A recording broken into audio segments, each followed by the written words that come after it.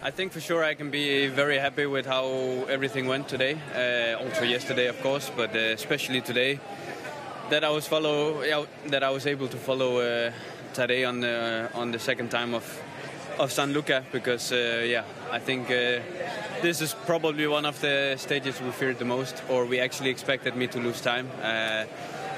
Because of the preparation, I didn't, and that's honestly speaking that I didn't have a good preparation for this race. I only had 1.5 months to prepare properly, so I think I can be super happy with how everything has went so far. Was it a test that you were waiting for?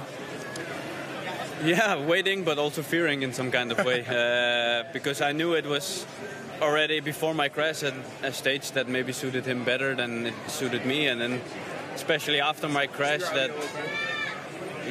then maybe I was even more behind, but at least I can say now that if not I'm back, but at least I'm super close to my level. Jonas, what was the Did you have any at all between you and Tadej and the gains you were making on Remco and Primoz?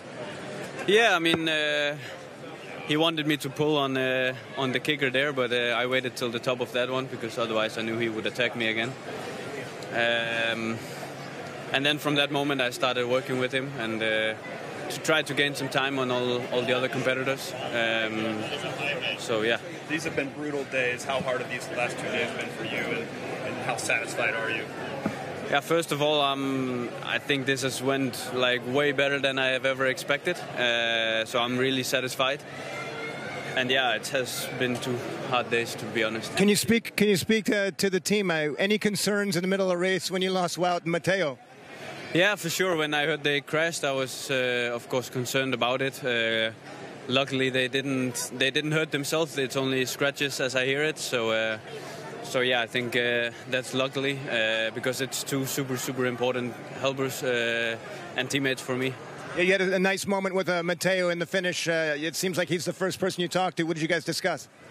Yeah, he just said that he's actually proud of me, and that coming back from an injury like I had, or injuries to be honest, it's impressive to be able to make that in just a month and a half. And I think Matteo is a super good guy, to be honest. I really enjoy being in the team with him. We agree. I think you're already a little bit in Tadej's head now. Oh, I don't know. I think you have to ask Tadej about that. Hopefully somebody will. And then we can take a listen to that. You get a sense of the real ease Jonas has. He said, this is much better than I expected. Remember, he hadn't raced in the last 2.5 months. So we all wondered what he would be like. And I think we can tell now he was wondering as well. And right now, after 2 stages, he has the exact same time as his top rival, Tadej Pogačar. Tying it together a little bit, Brent, with what he said before the race, he said his main objective was try not to lose any time.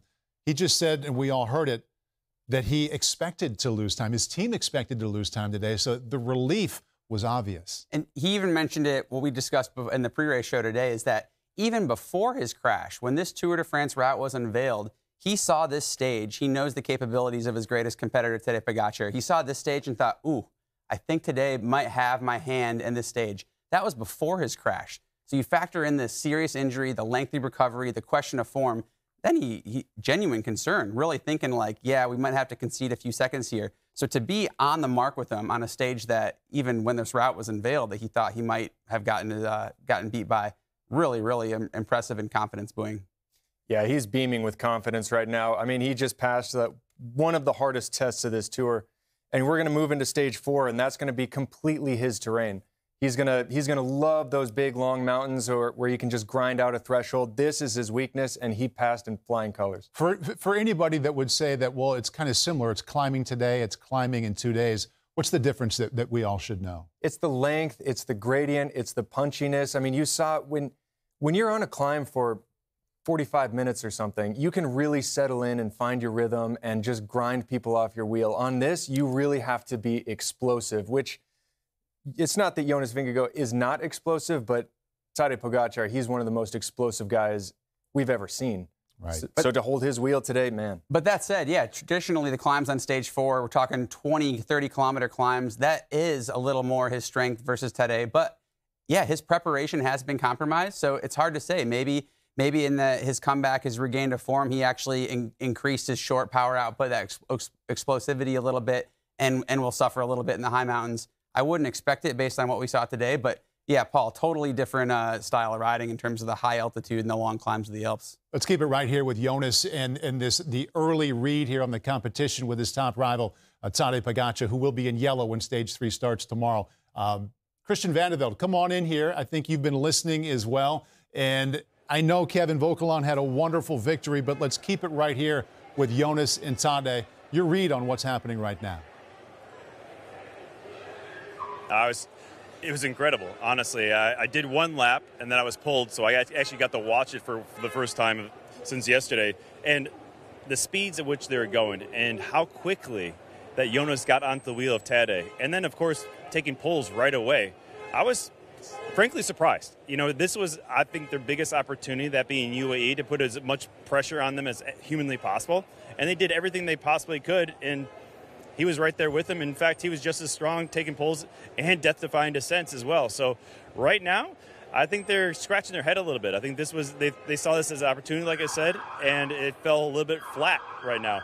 And of course, the guys behind right now as well with Evenepoel and Carapaz. That was a big surprise. Carapaz has barely even been on his bike, and those guys got back to the front as well. So I expected it to be a little bit more nuclear, and it wasn't. So now back to the drawing board, looking towards stage number 4 on Tuesday. I know how chaotic it is there at the finish line for everybody and for you as you lose the helmet, put the hat on it, and join us. I don't know if you heard Jonas talking about his day, but he said he's not only relieved, but he's super happy to be on the same time right now as Tadej. How surprised are you with the form he has shown so far?